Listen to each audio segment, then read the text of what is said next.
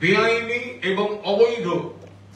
বেআইনি এবং অবৈধ কারণ কোন দায়িত্বশীল সংগঠন প্রশাসন পুলিশের কাছে অনুমতি দিয়ে মানে ইন্টিমেশন দিয়ে তারা এই কর্মসূচি করছে না।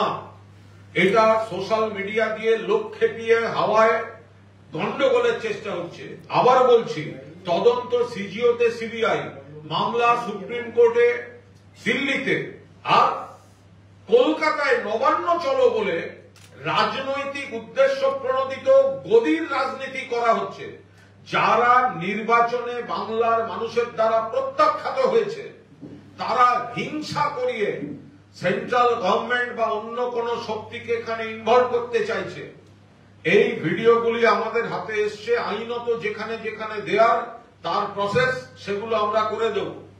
কিন্তু আমরা মানুষকে দেখাতে চাইছি যে আগামীকাল কিছু চক্র, তার মধ্যে বিজেপি, এবিভিপি, আরএসএস এর কিছু লোক যারা এগুলো প্রমোট করছে, এর মধ্যে সিপিএম মনোভাবাপন্ন কিছু আন্দোলনকারী গোষ্ঠী তার মধ্যে আছে, বঙ্গ বিরোধী কিছু অপশক্তি যারা এলোমেলো করে দিতে চাইছে জায়গাটা, তারা রয়েছে। এরা আমাদের আশঙ্কা, আমরা বারবার এটা পুলিশ প্রশাসনকে অনুরোধ করছি দেখতে, বাইরের রাজ্য থেকেও নির্দিষ্ট গ্রুপ করে করে কিছু লোক বাংলায় নাশকতার জন্য ঢোকানোর চেষ্টা হতে পারে। পুলিশের পোশাক পরে, পুলিশের ভুয়ো পোশাক এরা তৈরি করে নিজেরা কোনো গুলি চালানো বা এমন কোনো কিছু করা যাতে সরকার এবং পুলিশ সম্পর্কে ভুল ধারণা তৈরি হয়।